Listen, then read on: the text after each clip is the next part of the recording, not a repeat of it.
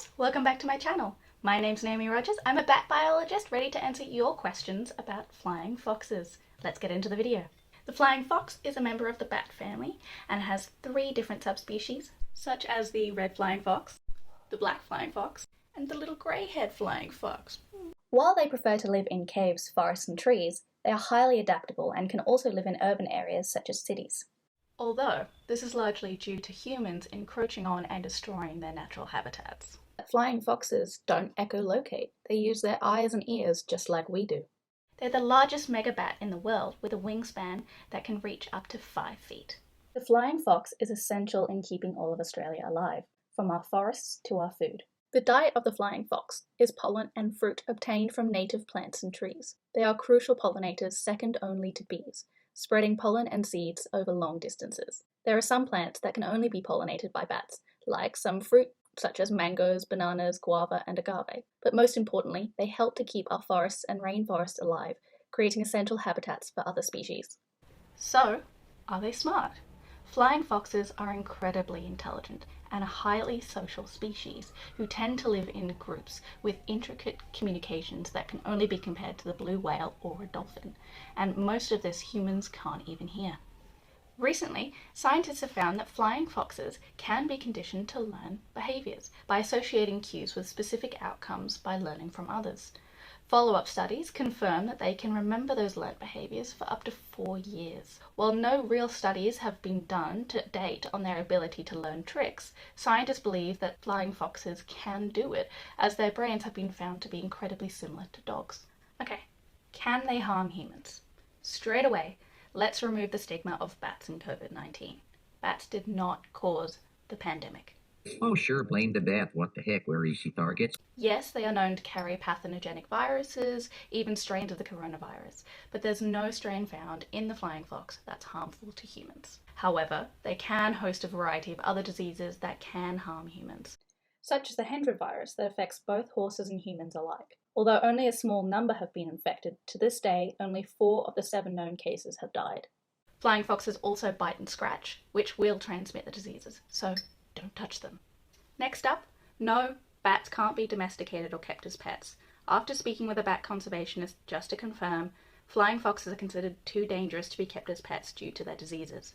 But also, they don't do well in long-term captivity, as they begin to act erratically and tend not to eat properly, so keeping them free in nature is best. Why are they so scary? Now, we can't bring up the stigma against bats without bringing up vampires. Well, thanks to Bram Stoker's Dracula, it associated bats of all kinds with blood-sucking monsters. Now, people tend to lump bats all together in their minds, so no matter the species of bat, even if they don't drink blood, will be associated with vampires and seen as something to fear. Dirty creatures, bad spirits, and even omens of death. Even friendly little fruit bats like the flying fox. Even in modern Australia, this stigma still persists, even if it's done subconsciously. Especially here in Queensland, the flying fox is seen as a loud, unclean and scary pest that destroys the environment, drives down property prices and is something to be gotten rid of. But a utilitarian would see hunting them as beneficial for the greater good, as they are considered pests. So, how do humans view flying foxes around the world? Interestingly, research shows that Asia-Pacific regions and their cultures contain more positive associations towards the flying fox than most Western societies. This is thought to be due to less exposure to Bram Stoker's novel linking bats to vampires, and their wider acceptance of eating bats and using their parts for other purposes. In some cultures, such as parts of Africa and parts of India and China, Thailand, Malaysia, Indonesia, and even Papua New Guinea, flying foxes are eaten and seen as a delicacy. They are also killed for use in traditional medicines, believing that its fat can be a treatment for rheumatism, or that its cooked flesh treats asthma and chest pain. However, other cultures see eating the flying fox as far too taboo. In Western societies, locals are repulsed by the idea of eating a flying fox because they are seen as unclean animals, and by eating them, this would then transfer to the human. But nicely, in Tonga, due to legends of flying foxes being gifted to kings, they are considered sacred and absolutely cannot be harmed without severe punishment or imprisonment.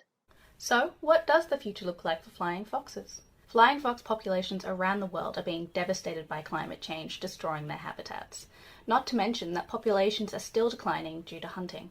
regardless of the fact that in Australia, flying foxes are a protected species under the Nature Conservation Act, preventing harming, killing, capturing, or selling bats or their parts.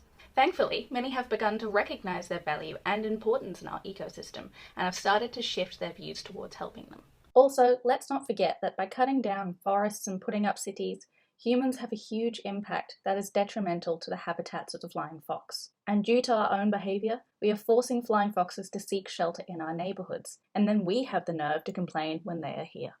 At their current rate of decline, the flying fox may be extinct by 2030. So we need to act fast and change our behaviours before they disappear forever. Remember, flying foxes are so important to the ecosystem here in Australia, and without them, most of our forests, foods and plants will die, destroying habitats for many other species. Alright, I think that's enough for now. Don't forget to like and subscribe to get more weekly information on bats. Next week, we'll be discussing how bats not only fly, but they can run too. Bet you didn't know that. See you next time.